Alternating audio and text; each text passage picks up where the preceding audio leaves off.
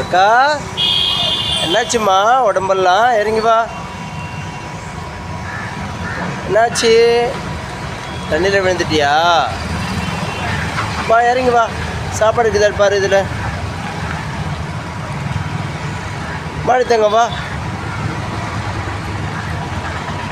கீழே வாடா கண்ணு. ஏன் தங்கம் வந்துட்டிங்களா? ஓ, சொல்ல பேச்சு கேட்குறீங்க. ஏதாவது சாப்பாடு இருக்குதா பாருங்கள். இதில் நிச்சயமாக உங்களுக்கு எதாவது கிடைக்கும் பாருங்கள். எங்கே போயிருந்தீங்க? காலெல்லாம் ஒரே ஈரமாக இருக்குது. ஓ, இதில் தான் இறங்குறீங்களா? தேடி கண்டுபிடிச்சிங்களே. நல்ல புள்ளடா நீ. எடு எடு எடு எடு.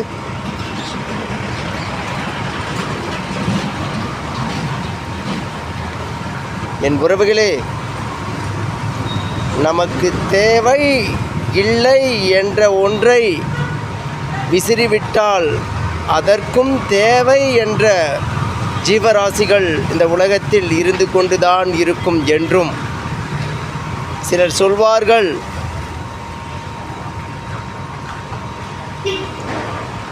நான் எதையும் யாருக்கும் ஒன்று கூட கொடுத்து விட மாட்டேன் என்று பகிர்ந்துண்டு வாழும் இந்த காக்கை கூட்டத்தில் தனித்த ஒரு காக்கையாய் தன் உடல் முழுக்க நனைந்திருந்தாலும்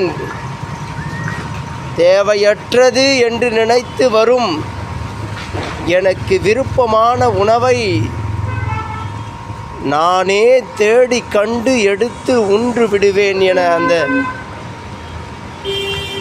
நீர் செல்லும், கழிவு நீர் செல்லும் வாய்க்காலில் இறங்கி தேடிக்கொண்டிருக்கும் இந்த காக்காய்,